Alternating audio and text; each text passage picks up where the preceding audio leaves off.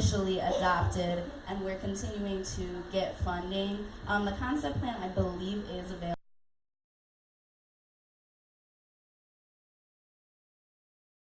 Is in Eliza Howell Park's future, we hope will.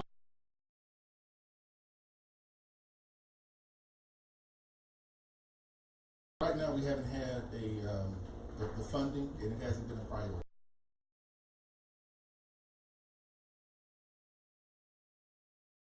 Microcosm of the entire city. You don't really have many splash pads throughout the city in any of our parks.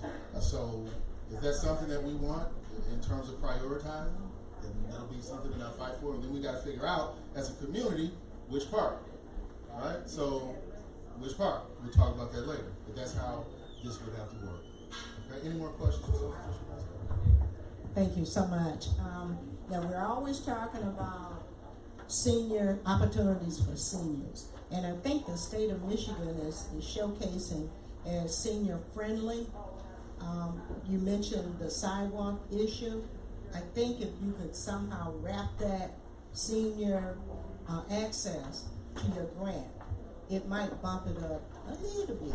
Absolutely. Okay. Yes, that is something we've considered. Thank you.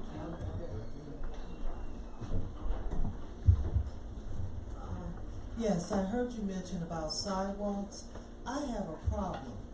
My problem is I have a sinkhole in my backyard driveway.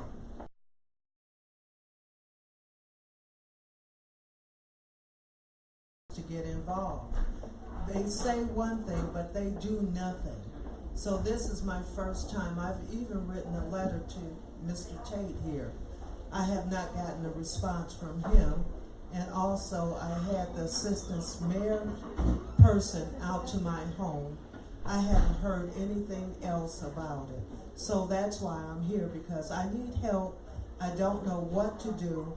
I have been told that we may have to do this project ourselves, but we don't know what we're doing. We don't know what damage we could do by going on trying to do this project.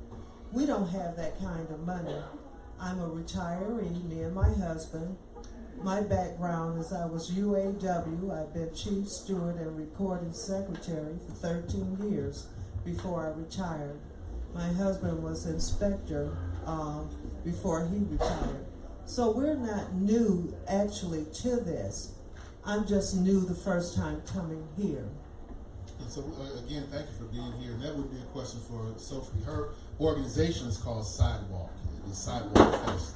And we're called Sidewalk because we deal with the pedestrian life in Detroit. So we like to take people off the sidewalk, off.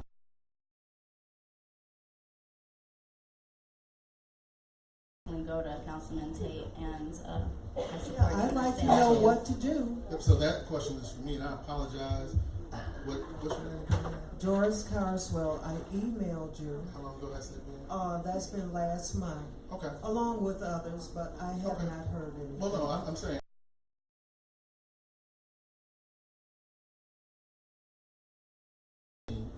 And also about a brief No, I don't film. doubt you. I don't doubt you at all. Again, I apologize.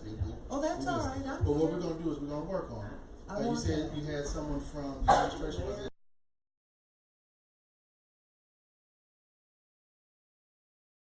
Only they're coming and that's it. Okay. So we're on.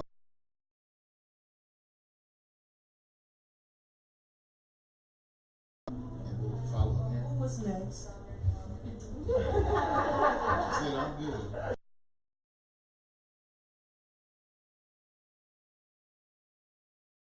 It's Tracy Martin, and I live in the Eliza Howe area, and I want to thank you for bringing Sidewalk Detroit, because you provide a lot of great events that people in the community look forward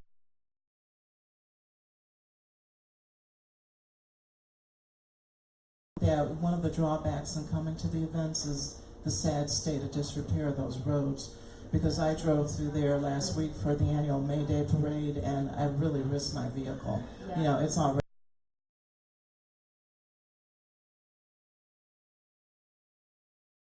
condition of the roads, as Councilman Tate alluded.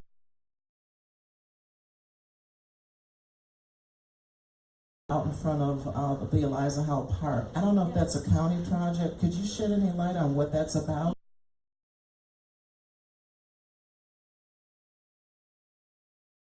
Happening.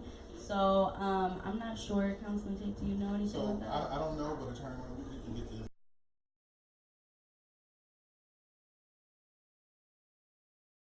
within the city of Detroit or within the county. I would assume Detroit only because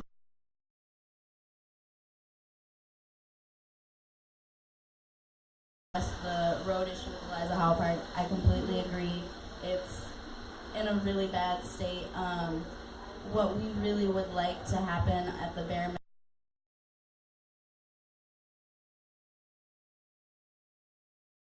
I can dodge them. I've become very skilled at dodging them, the potholes, but we shouldn't have to be doing that. And also those ruts in the grass. That's the big problem. Exactly. Dodging them. So again, my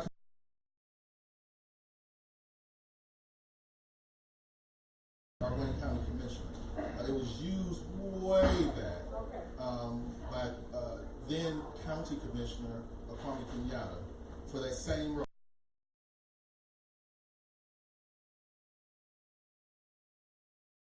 Really bad area. But if we can get them to go and just not necessarily just throw gravel, that black tar stuff that's only going to create bumps and lumps. Yeah, we don't want that. So we want them to actually repair those two flags, those two areas. So that's what we're working on. I can't commit the whole stretch, but again, we're struggling trying to get even just a little patchwork. But it is like Councilman Tate said before, if we can show up in large numbers to the park, we keep track of all the people that come to our events, so we can report back to the city, this many thousands of people have come to our events, and people want to be here, and people demand to see more, and people demand better roads. So if they understand what a priority that park is to us, then they'll start to make that a priority to clean up the road. And so you can support just by coming out and enjoying these free events. And I'll be passing these out so everybody can have a copy. Were there any other questions? Yep, so last, now let's. Oh, not regarding that, I'm sorry. Okay, all right. So you all give it up again for Sophie. Just came here and for the record, Sophie, where do you live? I live in Brightmoor, just about 6 blocks away from Eliza Howell Park. All right, and you, how long have you been over here? This is my 6th year. All right, so she ain't new to the neighborhood. Just letting you know, this is somebody who's been in the neighborhood for some time now. She's digging some more trenches in to make sure she sticks around. Does good work. Right. Thank you for being here. Thank you.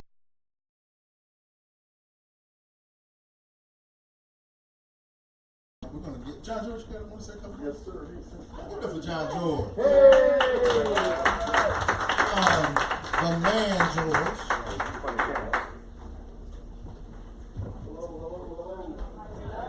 Thank you. Can we give James Tate and his crew a round of applause? The best council person in the city of Detroit, possibly in the country. You know, I've been through a lot of council folks. I've been through a lot of mayors.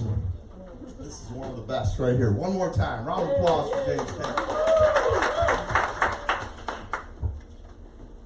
Is it warm in here or is it just me?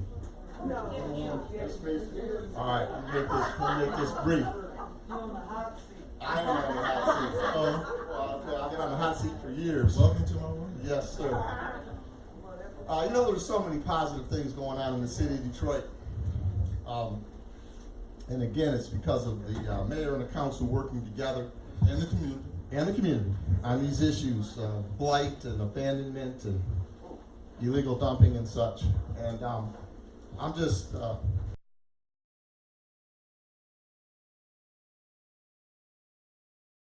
almost 1.8 million people living in Detroit, and we're down to less than 700,000. But it looks like they got the memo, they got the word. We're coming back, and I believe that Detroit's on the front porch of the greatest urban comeback in this nation's history, and it's because we have to work together. I'm not sure what the hell's going on in Washington, but I know in Detroit we work together, and we have to continue to do that. We have to celebrate our diversity and support each other. So I want to thank everyone that's supported our work in the last 31 years. of bringing folks to this corner in an effort to not only stabilize and revitalize Detroit, but to create some opportunity and hope, to create the coffee shop, to help the Thomas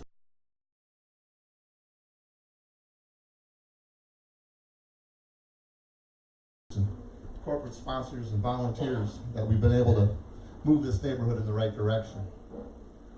You know, first Saturday in August, we have the big sidewalk festival. I don't know if Sophie mentioned that, but I will. Make sure you guys are here first Saturday in August for sidewalk. It's really an incredible celebration of the neighborhood and the community. And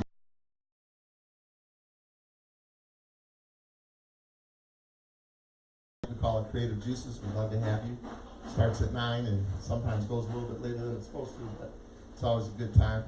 And then, of course, every Saturday at 9 a.m. we meet right here to go out into the community and, you know, board something up or tear something down or fix something up or help a little old lady across the street, whatever we can do to make the city better. So I want to encourage you to join us. Also, my buddy, good friend, Todd McKeever's over here. Can we give Todd a round of applause? And I'm going to tell you why.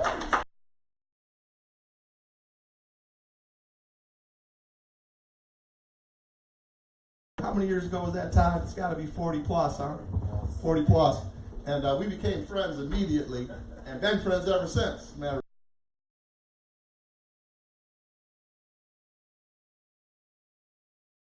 Keeps you know, our trucks on the road so we can do what we do. So one more round of applause for Todd McKeever. Black Bus has been in it for how many years now? Well, believe it or not, 31 years this month. We've met every Saturday, give or take a few, for the last 3 decades. And we're just warming up. We haven't broke a sweat yet. But seriously,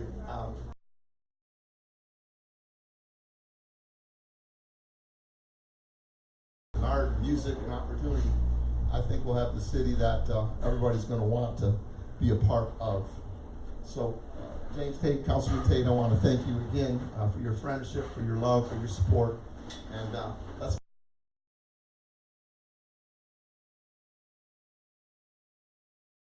Thank you for your 31 years of service too, brother. Thank you. John George, I'll do that again.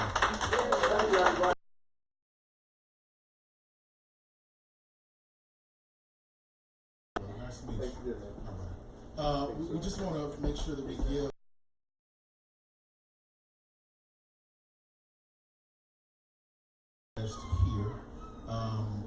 Many of you heard about Sergeant Elaine Williams. Many of you may have known Sergeant Elaine Williams. Wonderful.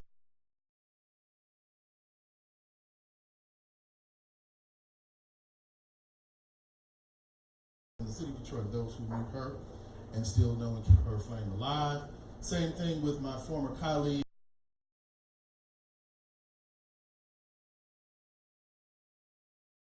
I tell you, we have some spirited debates at the council table. There are many times where,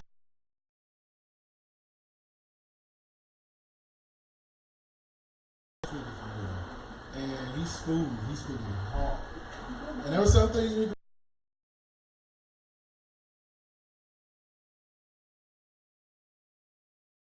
anytime he thought a meeting was going to be quick and straight to the point, he would add so much to it, and you didn't mind that a 15-minute turned into probably an hour 45 minutes because there was so much that he added. So I just again thank him for having the opportunity to work with him and again bless his spirit and his family in their time.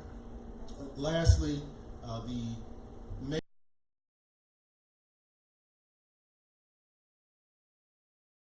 Detroit, we're just holding a press conference just now. I know, even if you heard about it, there was a situation where you have well, we still do.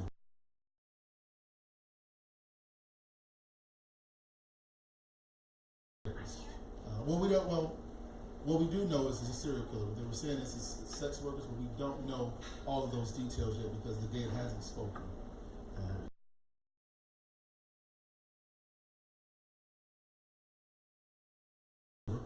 Or both. We got to get that individual off the street. And so we don't have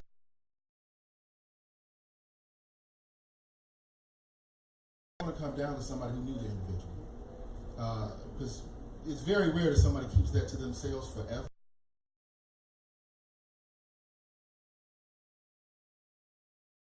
west side of the city. But again, this person knows somebody and they travel, whatever. But we're saying this even for the folks who are watching the streaming broadcast. If you know anything, please call 911. You can do that. That's always an option. But the other option is 1-800-SPEAK-UP. That is the anonymous Crime Stoppers number that you can call 1-800-SPEAK-UP. And the way that it works is simply you provide them with information.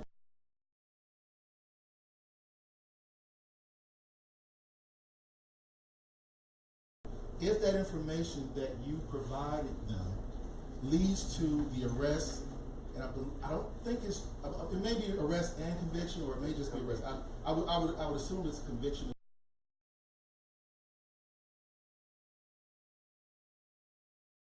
Crime Stoppers, and you give them your code number, or you just call and check on it every once in a while, because every time an arrest occurs and conviction occurs, it doesn't always get televised. So you can call that number, and they'll tell you, based upon your series of numbers and letters, if in fact your information gave them what they needed to crack the case, and that's how you get your money anonymously. A lot of people didn't understand how that happens, but I worked at the police department for a number of years as the communications director, if you will, and so we had to know a little bit of that information. That's how that works. So if anyone has any information, please call 1-800-SPEAK-UP. We'll give you that code, and you potentially can even receive a reward. Ms. Diane.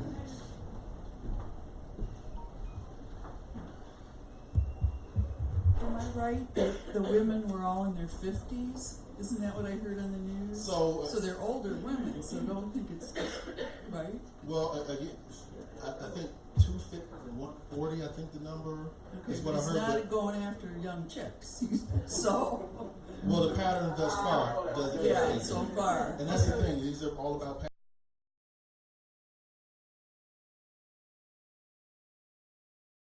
That scared me a little. That So. Yeah. So let me ask you guys a question in terms of like this whole serial and crime just in general. There was another situation where I just read today, and I didn't know about this, but a gentleman, I ain't even call him a gentleman. Well, let me just say, because he's alleged to have committed the crime.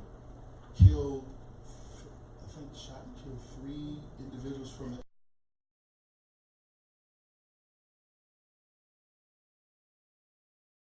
really right before I was leaving out of there. So 3 trans women, and how many injured? I don't know the exact number. I mean, we don't know exactly how many were actually injured. Okay, It's so still under investigation. and I don't even know the situation. Do you know information as to what took place?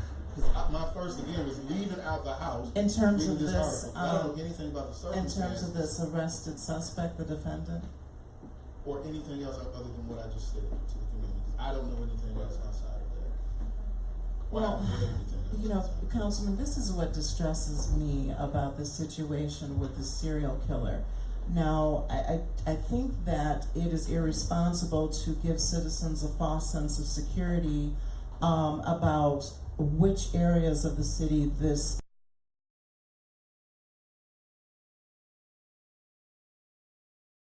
city as well. And as we know, in this particular area, we have a number of blighted homes.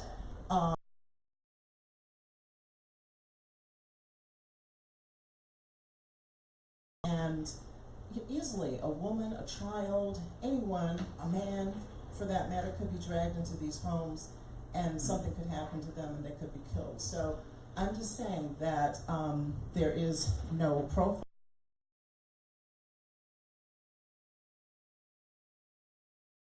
Technology, we have the spatial recognition technology that has been deployed throughout the city, yet we have Wait.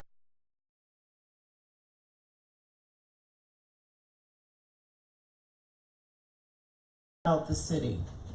Facial recognition technology If you have is locations, being help me out because I'm very interested.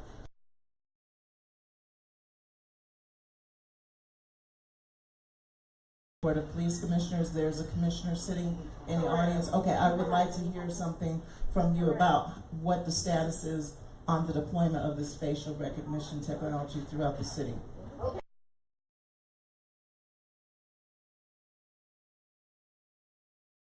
Familiar with what we're talking about here. So we're saying facial recognition. That is information that it is not what it is able to do. And I went over and looked at it myself, and I had a lot of issues, and still have a lot of issues with it. So I don't want to just say no. What I did was I went over and looked at it and asked the questions and poked the holes.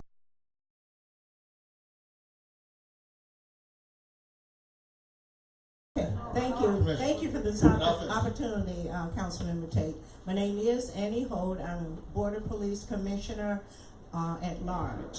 And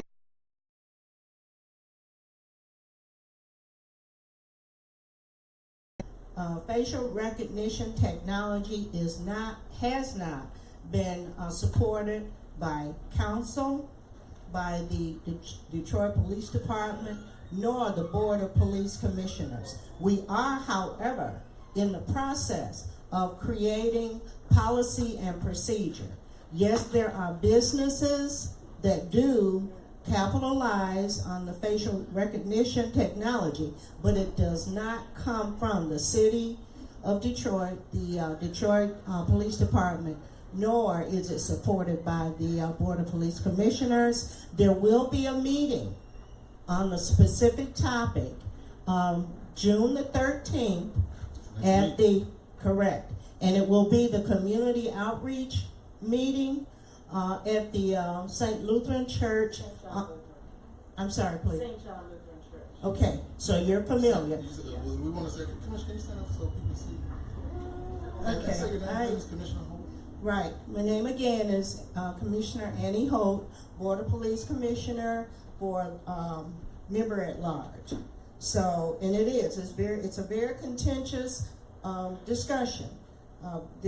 We over here went real aggressive in supporting the notion that we wanted the surveillance cameras mounted at the traffic stops.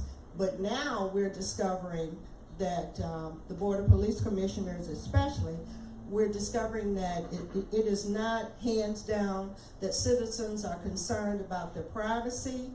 And of course, we over here were more concerned about our safety. So it will be a very heated conversation on June the 13th. And the meeting is in the evening at 6:30. And let me say now, you can also go on the Board of Police Commissioners website and make your comments. And on that website, you will see all meetings scheduled, and especially the one that I just referenced. So I need to go into my phone to get the correct address, but it is next Thursday in the evening at 6.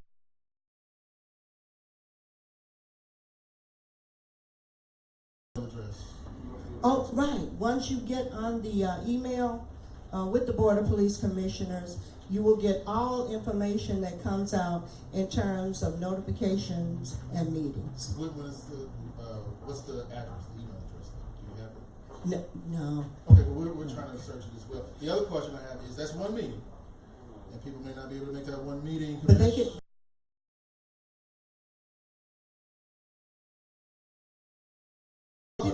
They're keeping, that's a public forum on Thursday.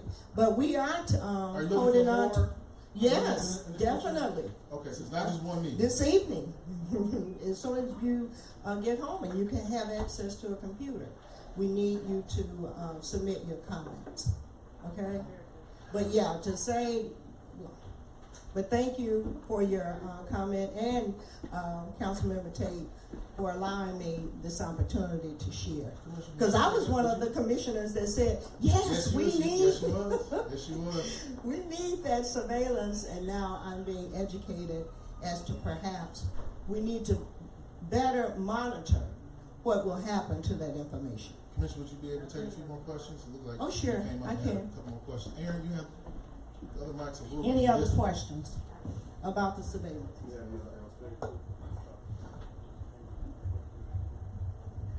Never know who you will find at the D1 Hello, I'm Lisa from Mortensen Grand River.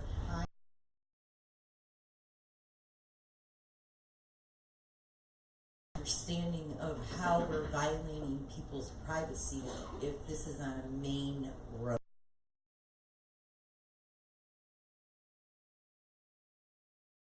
I mean, if you're on a main road, how are you invading someone's privacy?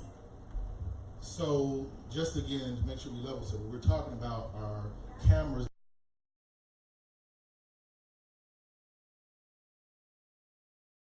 Detroit, just so everyone knows, because I did know some people didn't raise their hand.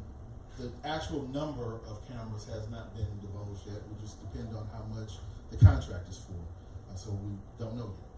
But it's going to be numerous. It's not going to be 2 or 3. Remember how the speed humps? You have one in one district, another in another district. What's being proposed are multiple cameras.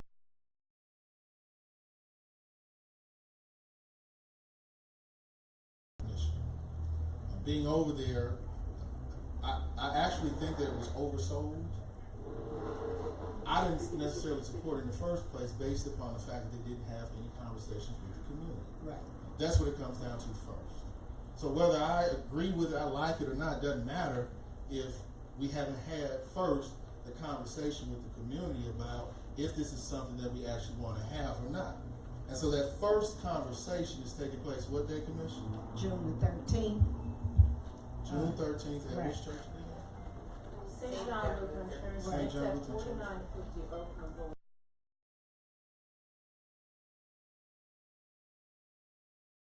Conversation, as we indicated as council, we want to see more conversations as well, because that's one area. You may not be able to make it on that day. And again, we definitely want you to provide comments online as well, but being there in person is a whole different dynamic. So that's your first opportunity. Doug? Council member, may I try to address? Oh, sure. These? Okay. Some discussion has come up that the facial recognition that is being proposed, Lisa, they would take a picture of you, let's say, and you could be, I don't know, 1,000 feet away from the camera, but the technology would allow your face to appear just as I'm looking at you now. And some people are afraid that if they were, say, participating in a demonstration and that facial recognition was used, then they could be targeted by those agencies against whom they're demonstrating. That's one example. Another example, and I've heard, someone may be having an affair. It's not illegal. Oh, no, seriously. These are people issues. So how does that concern our safety? What does that have to do with our safety? I mean, you can... Because it can be, that information... Constitutionally, it infringes on the totality of the citizenry. We all have not certain just rights. Right. Well, I understand that, but like we have prostitutes, we have drug dealers, all on 6 Mile. Okay? And we have it in one particular place. Now, if that facial recognition can help with that situation, why would we bother with the rest of it? I mean, we're looking So what are for the rules crime. then? What are the rules Right. surrounding it? Right. This is what I'm asking you. Right, that's what I'm saying. If we could just use it for safety purposes. But what does safety purposes mean? So now I'm about to peel back the layer. What is safety purposes? Well, I mean, you have drug dealers who are shooting each other up at a public situation. So only when they shoot each other. Hold on, wait. This is how policy is developed. I'm walking you through. Hold on. So again, when does it get deployed? When do we actually use it to make sure that we get the information out there to the public? Well, that's y'all's job. I'm asking you this question. Welcome to my world. But I'm saying that period. And one concern as well, Lisa, if the technology were used in a way whereby a citizen could prove that they were being targeted, that citizen could turn around and sue the city and the Detroit Police Department. So, and the police will tell you their concern is twofold: safety and citizens' privacy.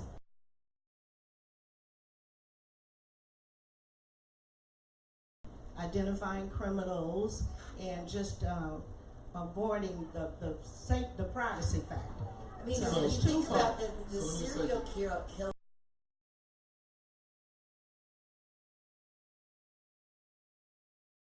Well, that's what I'm saying. If you see a particular It's person, not as simple as cameras, is what I'm saying. yeah, I understand. And that's what that's at the bottom and basic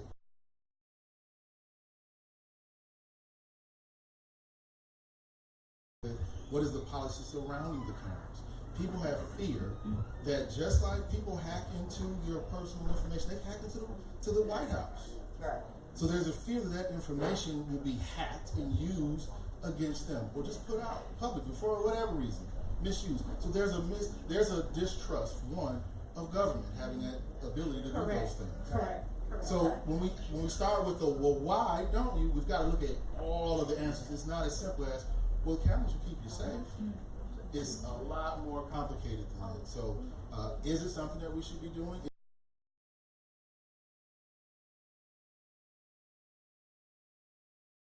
In on that, we have really quickly because we are going to have to move on. So let me ask you. Let me just ask this. Let me just ask this. In this room right now, just from what you've heard thus far, how many support this expanded green light program? Raise your hand. Okay. So those of you who do not support the expanded green light program, based upon the information that you've heard thus far, raise your hand. Okay.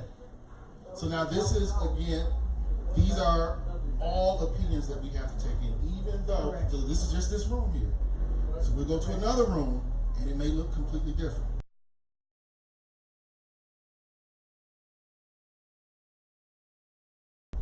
And we've been accused of either over-policing or under-policing, but we've got to make sure we get it right. And just doing something just to do it doesn't get it right. The history of Oakland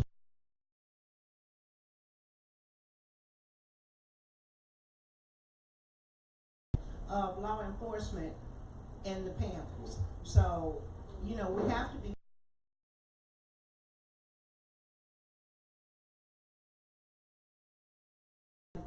Okay, so we got 1, 2, and 3. maybe. 1, 2, and 3 on this one. Then we're gonna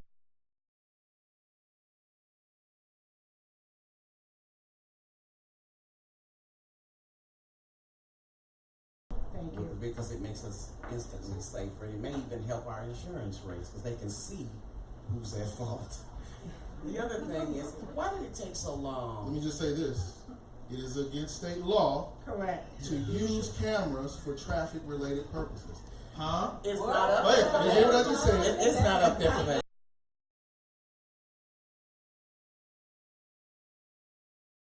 Cameras to enforce traffic crime.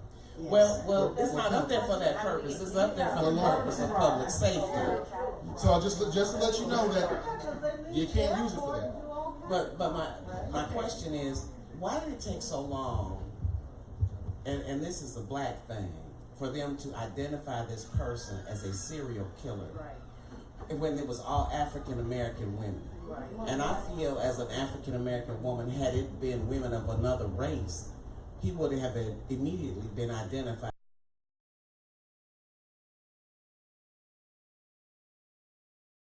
So long. Too long. We had to No, have wait, four. wait, How many wait. women? So how many again, women died? That's what I'm saying. That's what I'm saying. We gotta have.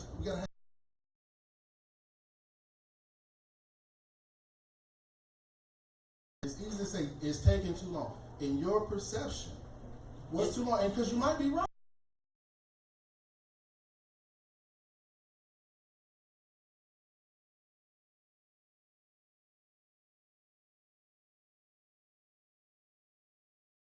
Attributing someone extra.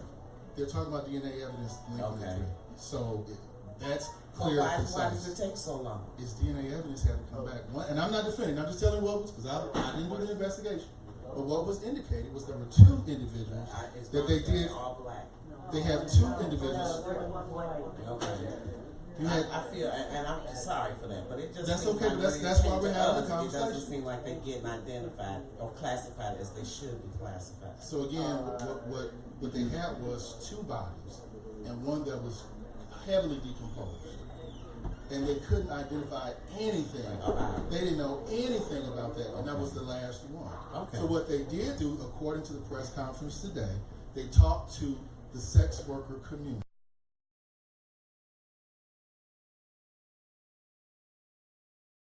Everybody else is that these individuals were sex workers. I don't know that.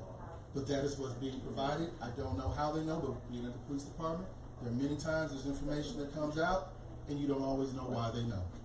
And there's some time that it comes out, and it's not always the most accurate at that time because the investigation continues to evolve. But as of right now, the information that we have is that Chief Craig made the assumption that I don't know if it was Chief Craig. No, I know. He said it. He spoke about this in public. He made the assumption that these victims were sex workers because they had their clothing torn off. That is what happens when an individual gets raped, whether it's a man or woman. Their clothing.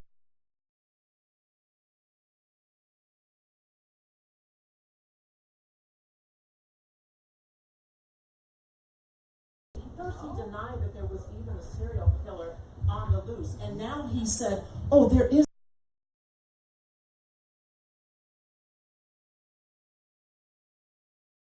The police chief did the right thing because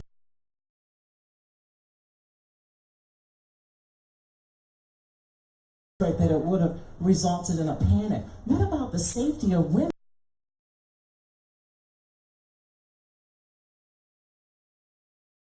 We don't even know if there are more victims out there. Could have changed the way they operate. You know, where they go out.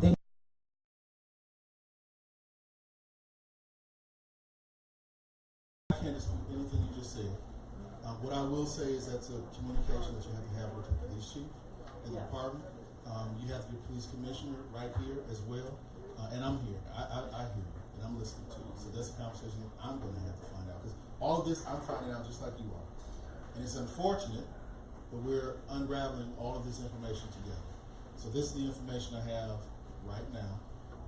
And we're going to have to move on. I'm sorry. And one point, please, and we do look forward to citizens much like you and you coming to the meetings. What day is it? One more We time. have the address for the meeting. One more time. And then we're going to get the address for the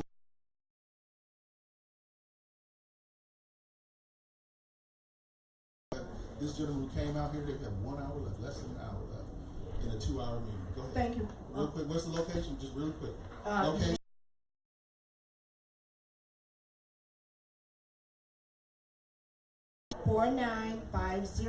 Oakman Boulevard at 6:30, and that will be What day? What day? June the 13th, and that will be the day that will be devoted.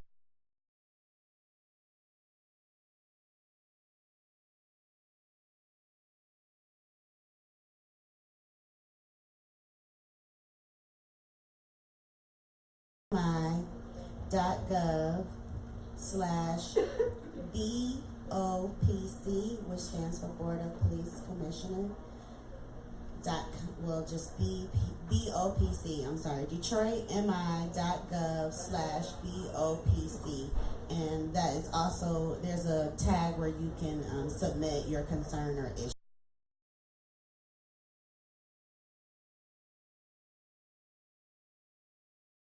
Number they didn't call yet?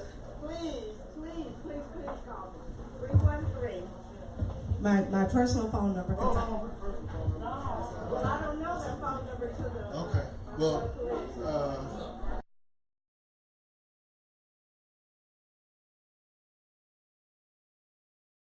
gentlemen, give a round of applause. Thank you so much. All right. So, all right, we have now a chance for a couple of quick questions about things that are going on. We have to be in real.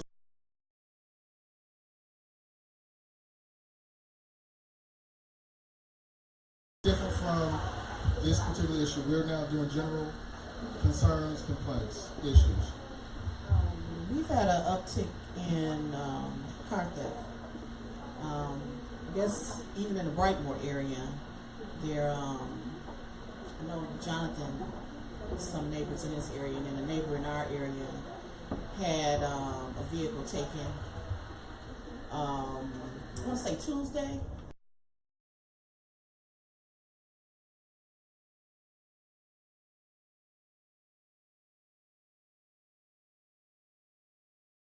Stashing cars in a vacant house that was now is purchased in our area. So what do you actually have? What's going on? My question is, at that time they only had like one person that was handling a car theft situation.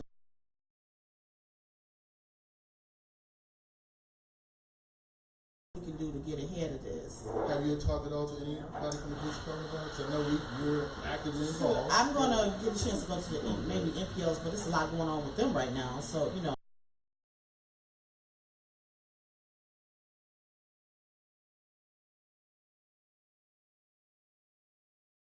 Okay. On what? Because I can't tell you. I don't know. Okay. That's police department operations. I'll be finding out when you do. So we're.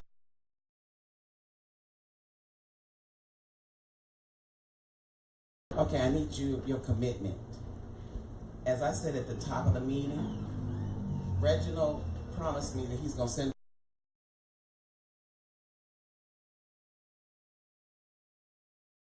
a youth coalition from the Berg-Lasser Youth Community Association. And I want you to come and be a judge. It's August 31st. But the idea here is throughout the summer, because we have an initiative of No Idle Mind Summer 2019 that we've been active over in Berg-Lasser.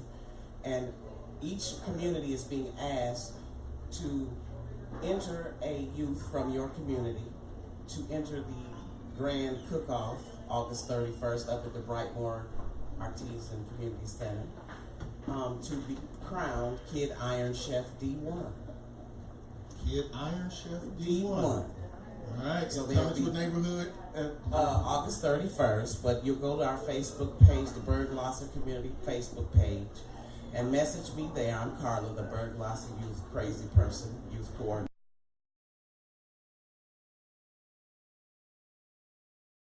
You couldn't get the email address.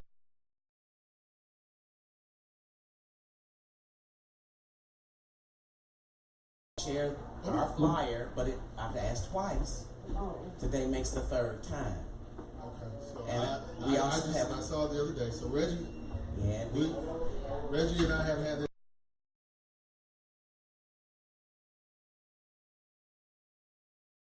So Reggie's not the communication.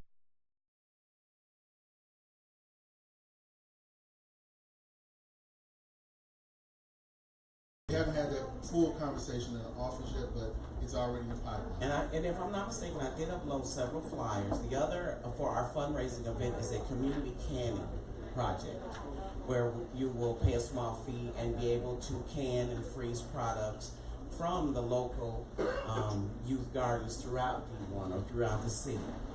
So we'd like everybody to get on board and help us to make that a successful event as well. So I definitely would love to be there. I don't know yet. Haven't looked at the calendar. I can't say yes right now. Then my calendar says something different, and then I'm not. Well, I can't you know, if the commit. kids know that you're So gonna be a so the judge, spirit is yes. If I can be there, I will be. Okay, because love you're gonna be our carrier. So why? So one, really quickly, really quickly. Why should any of these neighborhoods send their kids over there? Because everybody's looking for something to keep the kids occupied that isn't an Xbox 360. And there are a lot of latchkey children during the summer. We're not charging any of the families that participate, for anything except our absolute fundraisers, which is our candy project. So what does the winner get? They will get their chef cap, embroidered chef cap and apron,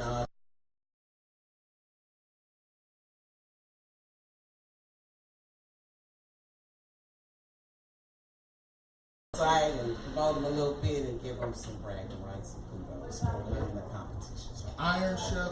Kid Iron Chef D1. What day? it is August 31st. They can contact you how if they want to register their kid. On the Berg-Lasser Community Facebook page, you can message me, m.me/Berg-Lasser Community.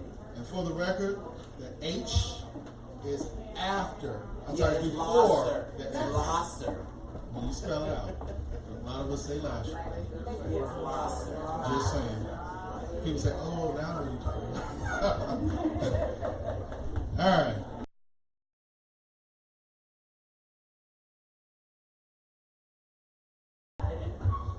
Hi, there's two things I want people to know about. One is that if you are interested in accountability for the kinds of crimes that we're talking about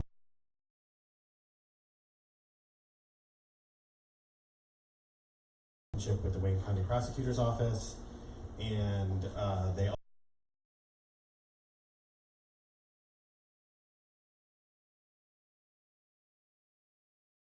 community. There are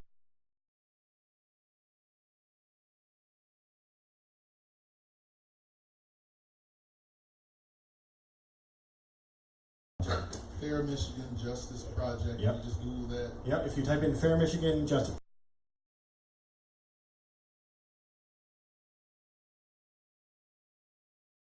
you don't have to speculate about what people are afraid of. Surveillance is not new. It's been deployed all over the country, and we have enormous examples of abuse and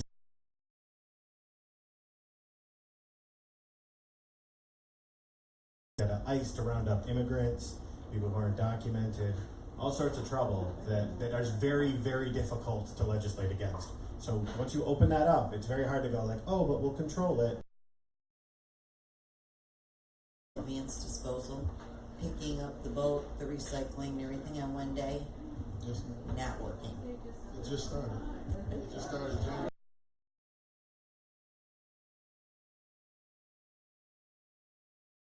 Out there, they just picked up my boat yesterday, and I called about it, and they said that within a 72-hour period. So are they still working on this, or what did they The answer is do? yes. It just started. Right. So I've got to figure out why yours. It's the whole neighborhood. I don't know. So I'm glad you let me know. It's our first time hearing about it. You can always call us. What day is your trash pickup? Mondays. You can give us a call on Monday. We can start kind of on Monday. So Right. call us. Because we know we're in contact with each other. But this first time hearing about it. What's the day? Today's Friday the 7th. When was the 2nd? Monday? Third. Yeah, so it should have started. So it should have started by then. So first I'm hearing about it. Any other of you get the information? What's your VRB, I think.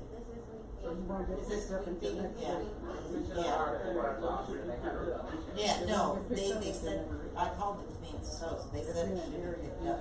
Okay. Yeah.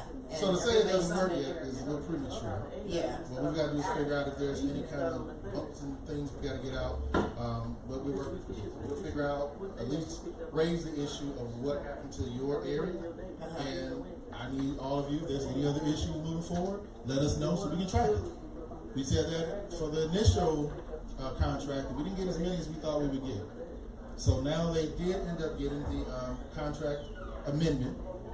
I believe another 5 years on this contract. So we've got to track any issues that we have from the very beginning. So this will be our first. Reg, can you pass the mic back?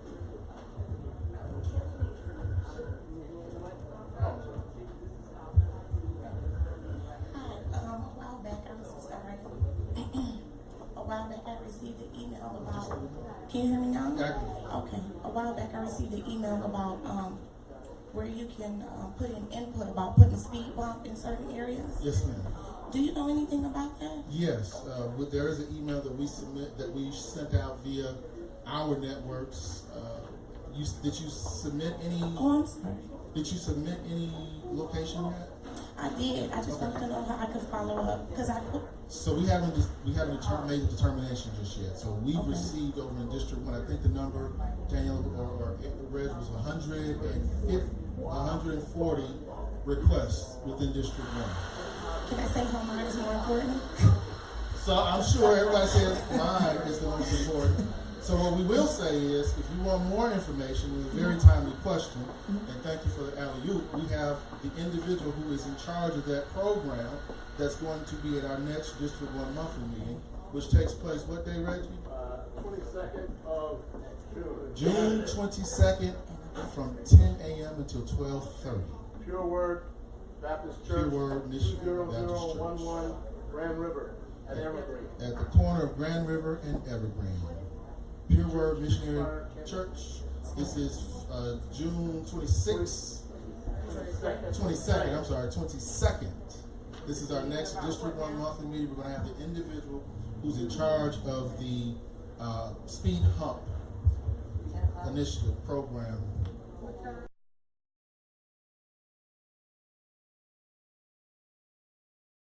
And a whole host of other folks as well. All right, you're welcome. Who's that? The mic next? Aaron? They're calling Aaron? right now about speed bumps.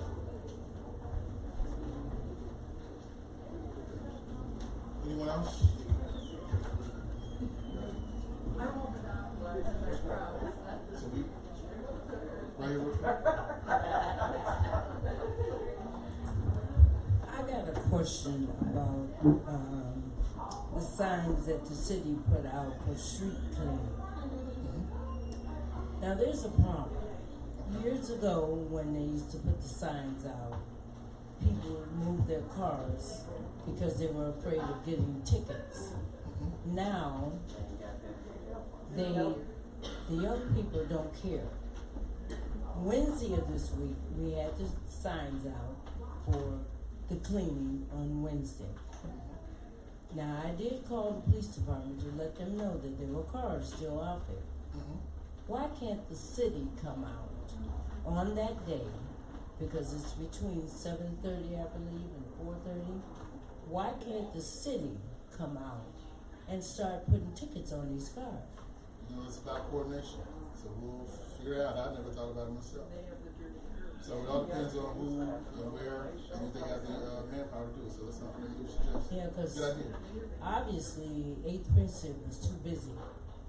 Because I contacted 3 officers, and the car that was out there is still there today. So I can't tell you why. Yeah. But we're gonna, that's a good idea, good suggestion to find out even if they can't go before, maybe they can go after. So we'll see. Absolutely. All right. Thank you. you. Any over here before we get into our interview? Hi, I'm Bernadette Williams, and I'm from the Harvest Community Block Club.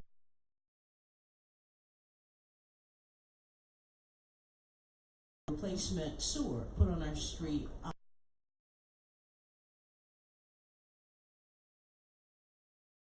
Going up and down from Grand River to 8 Mile. The heavy equipment has damaged the curbs. The concrete in my driveway approach is starting to crack, and it hasn't been a year. The tree roots of the big silver maple in front of my house were left exposed, and the lawns that had been stripped of grass were not graded. So it really is not a good thing. I did send this morning pictures and an email to Tiffany Jones from the Water Department, but I want to mention it now. Should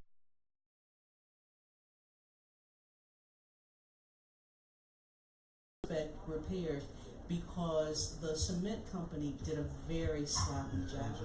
So make sure we get that email as well, that information, so we can follow up.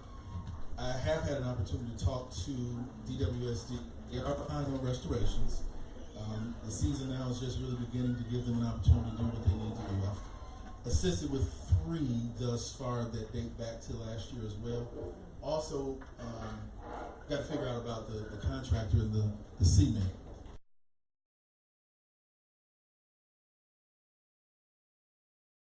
Around the city of District 1, where you had the contractor crack up the curb or the cement, and it wasn't replaced. When we brought it to the department's attention, they addressed it. So again, let's get that information from you.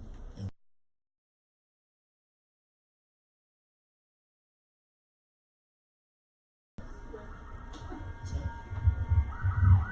I have to say they sodded over broken up concrete when they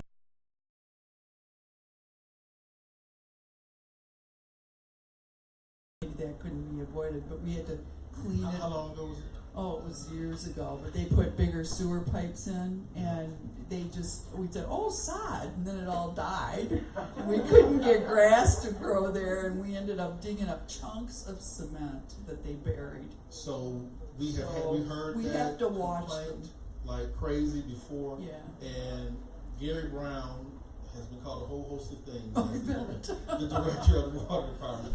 But to his credit, that is one of those areas that he is really laser focused on, and he's brought that information to us at council, explaining how he's making sure that doesn't happen again. We've got to figure out what happened. Yeah, we never complained. We just took care of it. But what I want to ask, Rodney was here one day, and I believe I heard him say that all land bank homes are listed on the website, that they're for sale.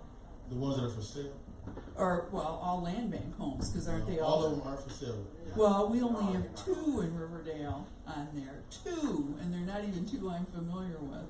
And we have a couple that are really nice that are deteriorating, but they're not up for sale, and that's part of the blight in our area.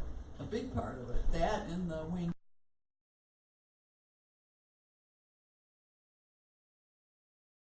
Contact and email it to me. For what? Well, to find out why. I mean, you only have two houses. So it'll be land bank. So I got you. Okay. I just need to know what were you looking for, so we can direct you. So it will have to be someone from the land bank.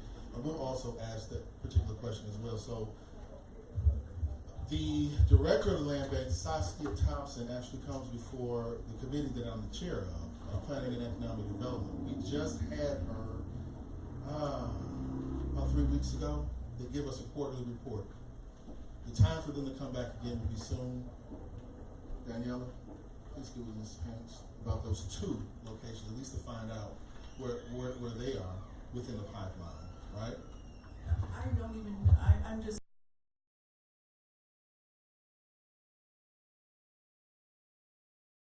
So I want to start with some that you have in particular. So we'll get there. So our last question there.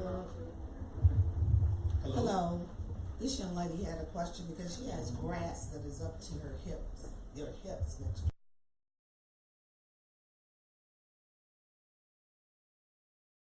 Do you know who owns the lot? Okay, so first we have to find out who owns the lot. Because if it is not the Land Bank, City of Detroit, it's the responsibility certainly of the property owner. Now we do have a group that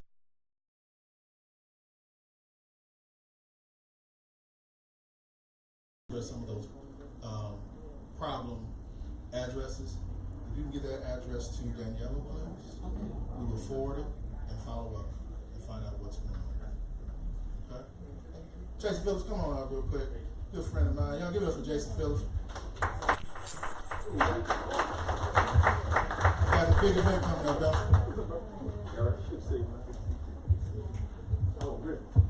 Really quickly, we got like 2 minutes.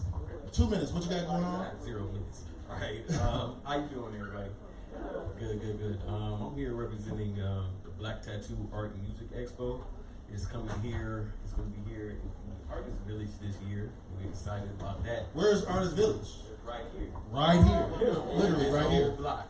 And so what we're doing is we're a community-based organization that tries to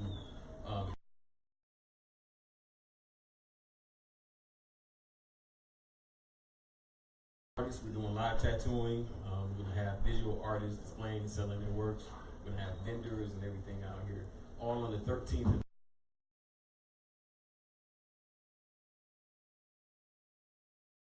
Business and you want to be a vendor, or if you're an artist yourself, you can contact us. Mike, I got a boogie. My partner Mike is back here in the back. He'll be able to give you some more information about the event. But that's that. Real quick, I got a question. Sure. Okay, you know I'm on the corner on 6 Mile and Evergreen, Detroit Ink Spot. Gotcha. There's a small median that's in between on that corner that separates the east and west traffic. Cars are coming down Evergreen and jumping that median like every day. We done had our shop smashed last summer, Halloween. What will it take to be able to get the city to put those plastic, like they're kind of like a cone? Like a Meyer? Like with the reflections and stuff on it. Like, don't know. we need those. I know what you're talking about, that little area that in between. Yeah, cars go down the wrong side of the street and everything. It's crazy. Yeah. It is. If you don't know what you're doing, it is kind of difficult to understand. To make it easy to turn. Well, to slow up traffic a little bit, because if you can go, because they're already going like 40 miles per hour trying to hit that.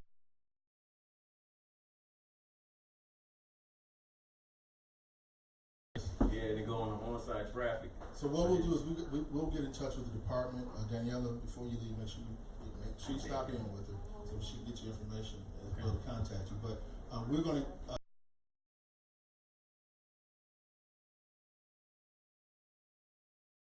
So that's our commitment to you. We'll get back with you and get you the information. All right, y'all. All right, but what day again? V-Tang is coming July 13th and 14th here at the Artist Village. Right here? Yeah, it's going to be live. Don't miss it. All right. 12 to 9. And you're talking about a business owner who also has a business right here in the district as well. Almost around the corner. That's right. We featured him, what was it, about last year, early last year, February, as our business spotlight. So this gentleman is very talented. The people that he worked with, very talented.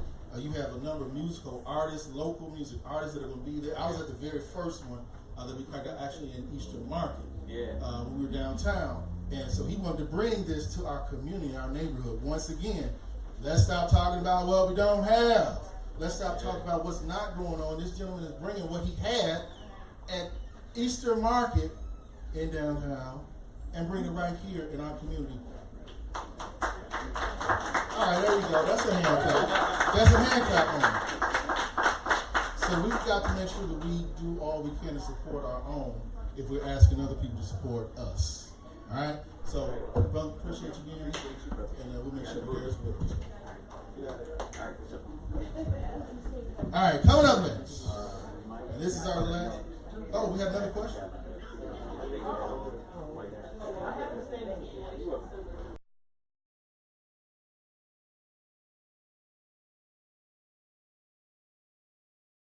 I have been trying to recognize that one of my neighbors. Mr. Hall. Aaron.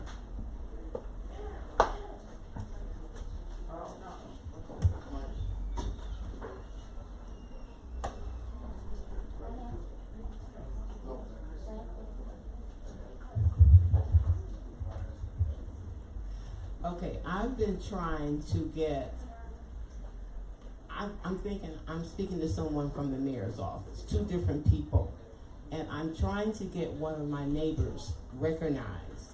Recognized meaning some type of award or whatever they may be able to do. And I have been told by both people that they can do this, okay? I've been trying to get this done since March. Who are they? What have they done? They have not did anything. Oh, he's a neighbor that has been in the neighborhood. I've known him at least 30 years. He's one that goes up and down the street, at least from the corner line, at least 9 houses away. Empty houses, he will cut the yard. He asks for no gas. He asks for nothing for his trimmers. He keep all of the trash off the porch, like flyers, whatever.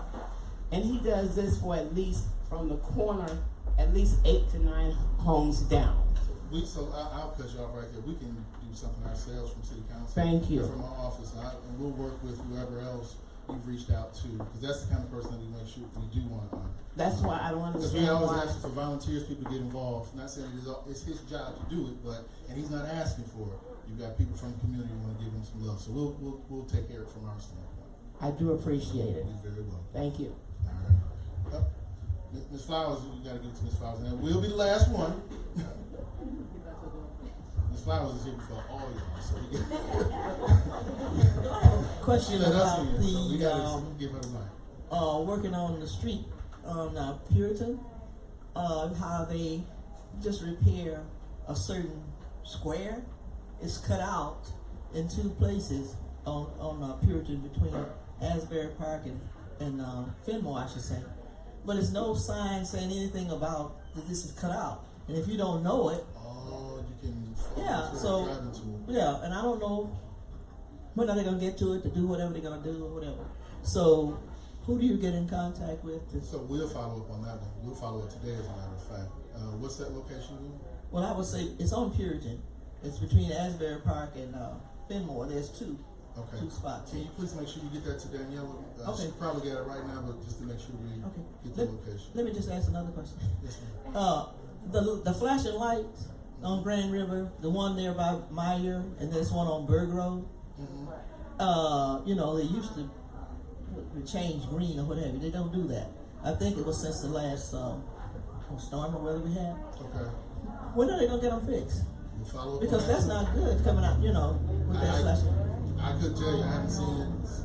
I noticed that because the traffic going up and down Grand River, you can't come out into that because they just flying up and down Grand River. And the red light is for the crossing. So can you get that information to Daniela as well? Okay. So we'll follow up on that too. It's the first time I'm hearing this evening. I haven't traveled that way since. Thank you very much. Thank you so much. And so now we're going to transition into our first Friday interview. Y'all give it up. All right, there we go.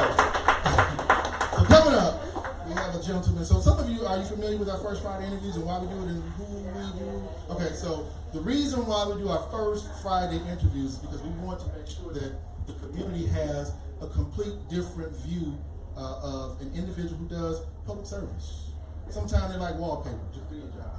Just do your job. But these are real people. They have families. They go through emotions.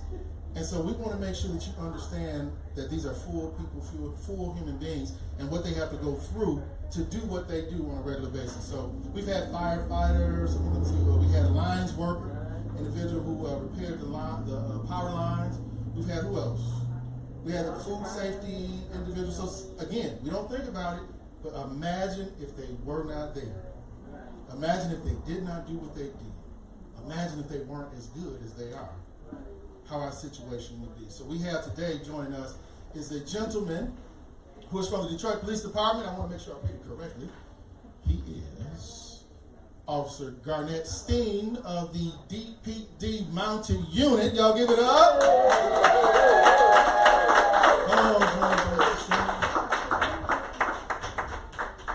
Thank you, sir. Appreciate you being here. You're Detroiter too, right? Yes, sir. Detroiter. Mike's yours there. So, is it on? Yeah. So DPD Mounted Unit. So we have, some of you may or may not know, but DPD was like on the forefront of mounted units, of police mounted units in the country. I think it was 1893, yeah, go to the expert. 1893, and unfortunately in 2009, and some of you may have recalled this, when the city of Detroit was closing precincts and sold golf courses, or golf course, we also ended up closing the mounted unit. It didn't make sense, didn't have coverage. So in 2000, was that 14? I think it's 14. Not exactly. Okay, 2014, see, because Daniela did some research. And we're going to make sure we get it right, because she did a lot of information here. That's what I'm talking about. So Daniela, what year was that? I think 2014 we brought back the mounted unit. And so we didn't have any horses. And the Public Safety Foundation and others went out and helped us get horses. And thankfully we had gentlemen like this who were willing to take up the charge to be a part of the mounted unit. Give another round of applause. So Officer Steen, tell us a little bit about what you do on a daily basis. So we don't always see the horse. You don't always see the horse, but we do try to ride. We do try to ride every day. We start off our day grooming the horse. It's about 45 minutes to an hour. Doing the hooves, make sure the coat's good. Gotta clean up after them. Go get dressed, and we try to hit the streets by 8:30. We start at 7. That's the day shift. Patrol down.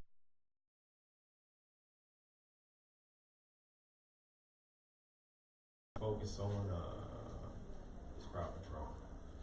But being a mounted officer, you are able to really interact with the public because it's a lot. I want to say gentler. People want to interact with you. They want to ask you about the wars. It's just a way of reaching out. Good way of having a community policing thing going on. So even though the horse is gentler in terms of community relations, it also provides a little bit more stern enforcement when necessary as well. Talk about it. It does, as far as the crowd control. The thing is, they say one good mounted officer is worth 15 police officers on foot. So you can move a crowd with that horse. So what got you interested in me? Because I know when you join the police department, you don't get an opportunity to say, I want to go to this unit or that unit. You're right on patrol, right? On patrol. And had you ever ridden a horse before? Nope. Before you joined the department? Okay. Never ridden a horse before. So this not like, one of them Texas Rangers. City boy here, he says. So, first time riding a horse. Why mounted unit? Out of all the different units, what attracted you to the mounted unit? You know what? I seen these two older gentlemen. I'm being politically correct. They were older, and they had the leather coats on. it's on, excuse me. And it was just the sharpest thing I've ever seen. I'm like, you know, I want to do that. And I got my chance, so. You holding up because you're sharp. Thank you. So how far into your career was that? That was probably like my third or fourth year, something like that. Okay, so it's pretty early in your career. So I got trained, but I wasn't actually in the unit at that time, but I got trained. I was at the 7th precinct. From the 7th precinct, I went to gang squad. Gang squad, I went to the Unity Task Force. So you the real police? Oh yeah, I'm police. Okay. Turned into headquarters surveillance. From headquarters surveillance, I went to gang intelligence. And from gang intelligence, I'm now here at Bombage. So that's a lot of real heavy places. And again, you started on patrol where? Number 7. Okay, so number 7. So you're talking about a whole bunch of different specialties that this gentleman has been able to hone into. Being mounted, though, what are some of the things? I know you said that it's gentle.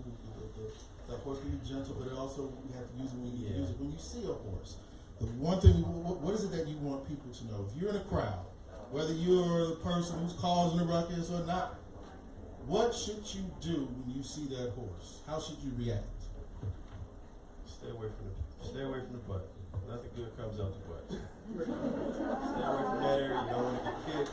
Other things come out of there. But I mean, you're seeing. The first thing you are seeing. People see you before they see anything else, because you're way up there on that horse and that big animal. So you're visible and you're immediately seen by the public, whether good, bad, or whatever. So, but if you are, let's say somebody does come up and stroke the horse in the hind parts, right? What typically is the reaction from the horse? I mean, typically they don't. Most of our horses do not, but they can't. I mean, they brand their own. So we just direct them, kind of, to not back there, up front, on the neck or the shoulder. So they'll come up front usually. Sometimes you'll get somebody that'll try to be slick and. Try to be slick and smack the horse on his butt. Yeah. Thank God they don't get kicked. Yeah, I mean, and that's the reason I asked that question. Some people think that's funny. They think it's cute. They think it's funny. And so since we're on that part of the horse, right? The hind parts. Yes. The other part that I know that takes some adjusting is the smell once the horse. Yeah. Yeah. You get used to it. How long would it take for you to get used to that smell? Because again, city boy, right? Yeah. And you know what? It didn't take that long. I mean, because you're constantly doing so many things to get ready for the day, and especially in training, that's usually when you get used to it. And they're working your training. They're really overworking you. And, a lot of fear things going on. You don't want to fall off. You want to get it right. You just want to be good at it. So you're not thinking about the smell so much. So later on, after you have to pick up so many piles of it, you're just used to it. So, but I heard and I don't mean to stick to this part, but I heard there's a bag that's used at some point as well. Is that a bag for catching that? Yeah, that's what I was told. We don't use the bag, but some more like carriage horses, they do use a bag. We do not necessarily use a bag. Okay. But we do clean up after ourselves in certain areas. Okay. Yes. And how many horses do we have? We have 6 right now. 6, and what type of horses are they? What type of training do they go through? Currently, we're trying to stay with the Percheron breed. My horse currently that I have right now is a Belgian crossed with a quarter, also a large breed. We used to go with quarter horses; they were smaller, but they would come up lame a lot, sore backs because they were smaller. Working all day, somebody riding on your back would be sore. But these are bigger; they can take a lot more, and they don't come up lame. So a horse is not a horse. Of course, of course. He caught it. I like that. That's what's up. So we want to make sure we get a chance for folks to ask you a few questions as well. Aaron, anyone have any questions for Officer Steen? Aaron? Do you think we'll be bringing these units out into the communities? Yeah, how often do they come into the general neighborhood? Not a whole lot. It's not really practical as far as like policing in the neighborhood. But community policing, it would be good for it. But it's not real practical in the policing much. Or maybe our events? An event, yeah. That would be good. We do events. You have to call in advance and schedule it. If we have the manpower, we can do that. So is there a phone number if someone wants to? Do not right now have a readily available. I told you she did some research. She did. So if you want to reach out to the Mounted Unit, you can call 341-2279. So it's 341-2279. Again, that's for the request. There's no guarantee that it's going to be honored, but you can't get if you do not ask. My question is, I often see a very large horse down at the Eastern Market. Okay. And I often wonder, do you have to worry about your weight? How big or how small do you have to be to mount one of these horses? It used to be a weight thing, but right now we try to suit the rider with a bigger horse. We try to, compensate the horse. Yeah, I see them. Sometimes they're real nice size. Yeah. Then sometimes they're oversized, and the horses are oversized too. I often wonder, did that make a difference? Yeah. And the children down there, they just love them. Yes. They get behind them, in front of them, and sometimes they even let the children get on the horse. Well, not so much. I mean, they may like on the side somewhat. Yeah, on the side. We don't want any incidents or anything. Okay, thank you. You're very welcome. Thank you. No? Officer Steen, I'm curious. I have a couple of questions. Is your horse considered to be an officer like the canine units are considered officers? Yes, he is. Okay, and do you mind me asking what the horse's name is? Capone. Oh, very cool. Cool, I like that. So do you get to name the horse, or is it usually already there? Well, he was already named when I got him. He was named after Joe Abdullah, Sergeant Joe Abdullah. He passed away at Mount Vernon, so they named the horse after him. I ended up getting him when I came over to the unit. I'm also curious, are there any female officers in the Mounted Division at DPD? Yes, we do. We do have one female. One female. And lastly, I'm curious, where do you operate out of? Was it Belle Isle or is another Not area? anymore. We're at Palmer Park. Palmer Park. Yes. Makes sense. Thank you for being here. Really appreciate you and what you do. Okay, I also had a couple of questions for you. One, how long were you in training? Training is 8 weeks, but I still really not done training. Once you're done training, every day is a training day. You may encounter something new every day. It's not, you might encounter something new every day. You want to go around before it goes in.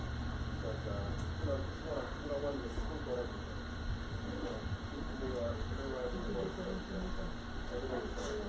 Yeah, so I also was wondering about what is the horse's primary function? Like you said, it's used for crowd control. Yes. Have you ever had to use it? I know you can't pursue anybody necessarily. I don't know. I mean, can you, or how does that work? I don't know. You run people over? I don't know.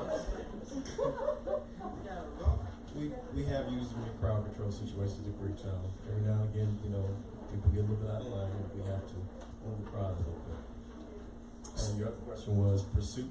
Yeah. We don't necessarily pursue, but we will try to catch up to the individual or help box him in.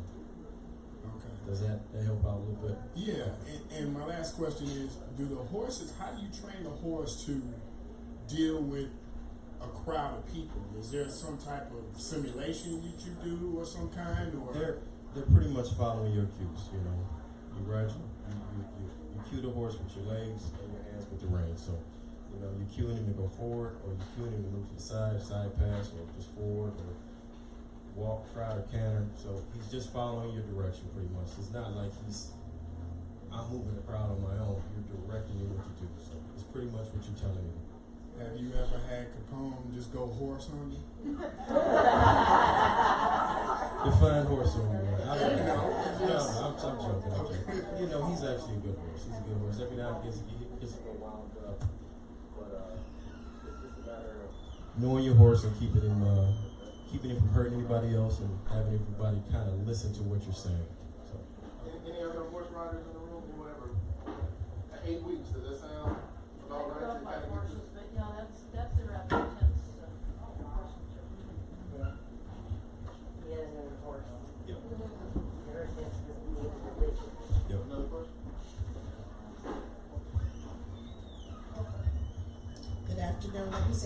you Thank for you. your service. Thank you so much. I had a couple of questions. The first question is, what is the length of time that a horse works before they're in retirement?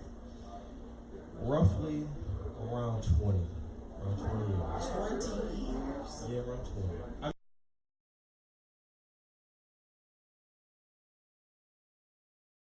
One horse and he's 9 years old. So hopefully we'll have him till he's 20. He's a great horse. So he may have what's an 11-year span of just working on the police department. But they usually retire around 20 years old, somewhere around there. They live to be around early 30s, 35 maybe tops, but roughly around there. That's marvelous. And my next and last question is, what can we do as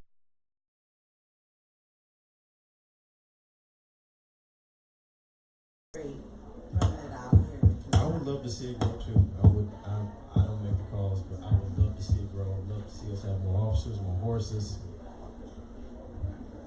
But thank you for your service. Thank you so much. Thank you. Thank you. Anyone else? Any more questions for officers? Okay, we got 2 over here. And we're going to wrap up because we are approaching the 1 o'clock hour. We just thank you for being here. It's so informative. My pleasure.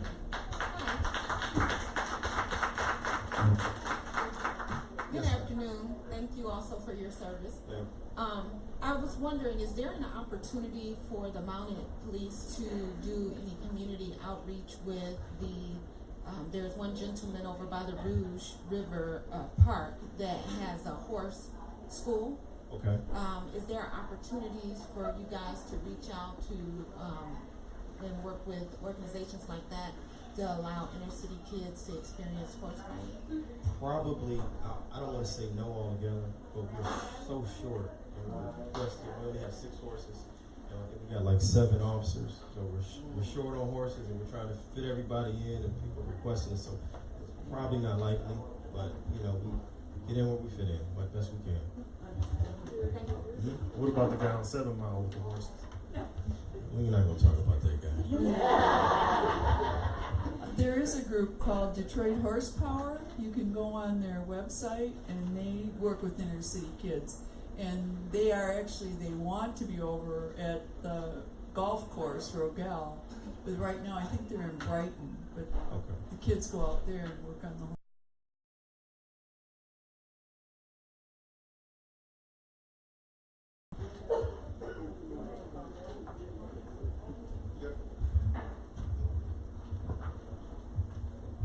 Had a question. I know when my husband ran the canine unit, citizens donated money for bulletproof vests for the dogs. Is there any equipment or things that the community of citizens could donate to help the mounted unit besides horses, which I don't have, but yet? Well, everybody's not really familiar with horses, so I don't know what they can donate. Citizens do bring like treats, apples, and carrots and whatnot.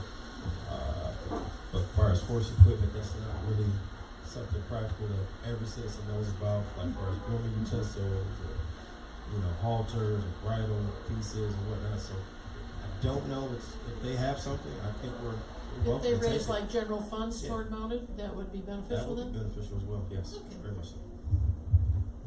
I think that's our last question. One more time. Rich, you got the mic. You have the mic. The horse is actually outside in the trailer, and I didn't know if we had time to. Yeah, I got time if you got time. Yep. To bring him down front, so everybody can go out and kind Like of. in front of the refrigerator? Yeah. So that's right by where your trailer. Yeah, I'll bring him up if I can meet him. So when you guys leave here, you'll have an opportunity to go out and meet Capone. All right, again, we want to thank you. Tanisha, do you have anything you want to provide before you wrap up? Yes or no? Yes? Yes. Okay, we're going to come to you. I want to make sure because I was going to wrap up if not. So what we're going to do is thank Officer Sting for being here. Is there anything else that you want to add? Is there anything else you want to add before you leave?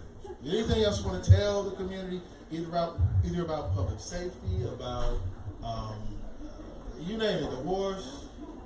Not so much. Nothing's coming to mind, but I thank you for having me. Thank you so much. My pleasure to be here. Well, we appreciate you as well. Officer Sting, ladies and gentlemen. Mounted Unit. All right, so we're about to wrap up now, but before we do, we want to make sure we give a shout out to Alicia George, who's the owner, proprietor, and as John George says, the queen of the village. So we got it, and the village want to talk about? Just a quick thing, Maria. So, before you leave, I just wanted to make an announcement. We have fresh vegetables from the farm across the street. So, better? Yeah, there we go.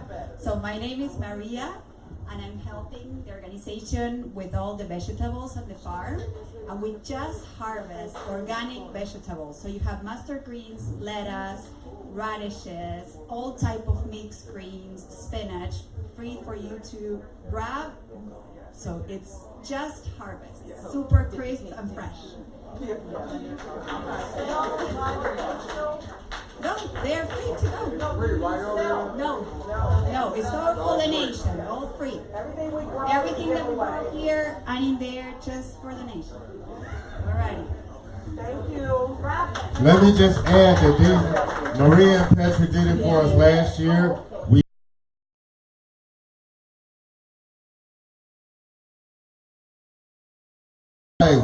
It's completely free. If you can carry it, you're welcome to it. Yes, grab everything. Kelly Kell, thanks so much. And last but certainly not least,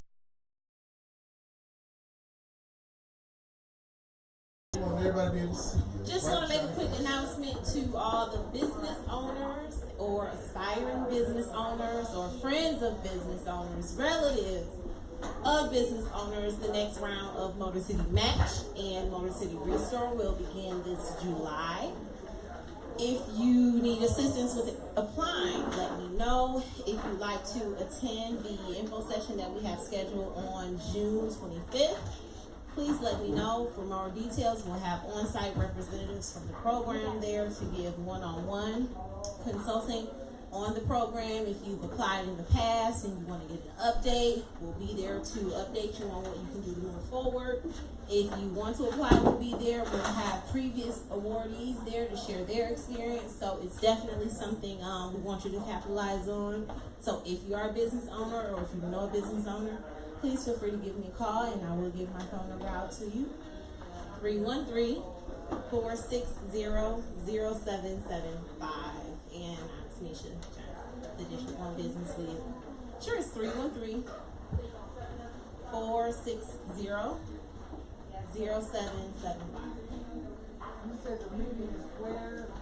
It is June 25th, and it will be the Motor City Match and Restore Info session at WC3. The Northwest, the one on right here, District 1 in Outer Drive. Yep. That's going to be in the evening, 4 p.m. to 7 p.m.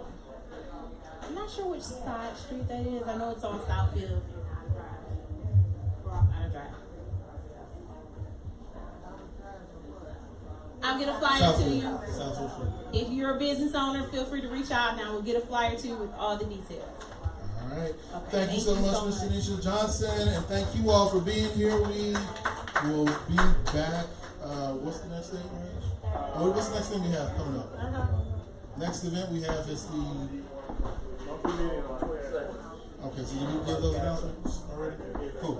All right, thank you all. Appreciate you being here. Before we leave, though, if you can please hold your seats. Hold your seats. Also, stop.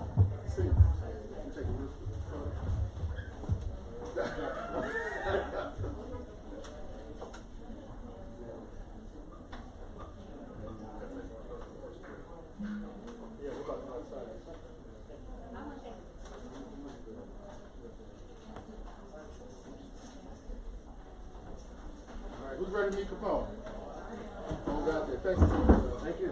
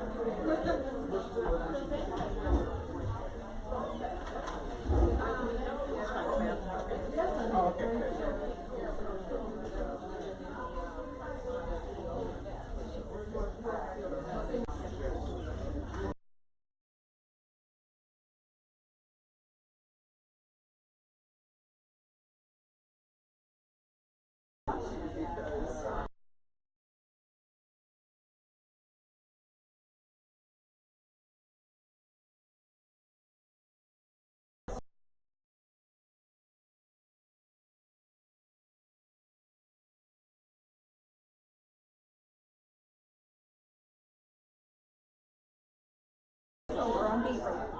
On what?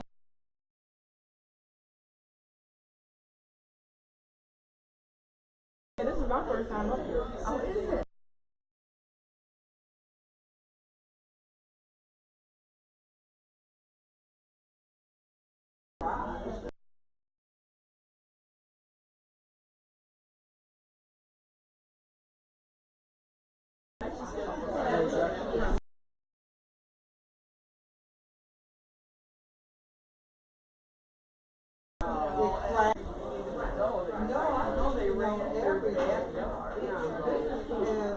But I was able to get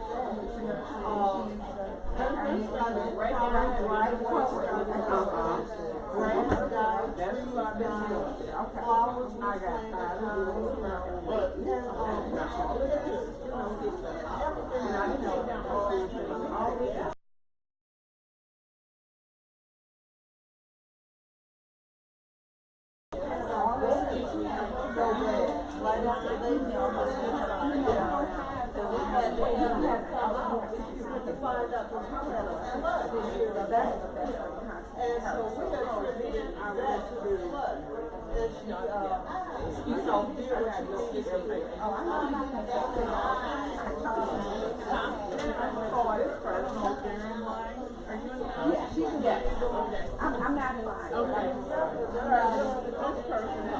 I'm prepared. I didn't have my notepad. I didn't have a pen. I was rushing out of the house.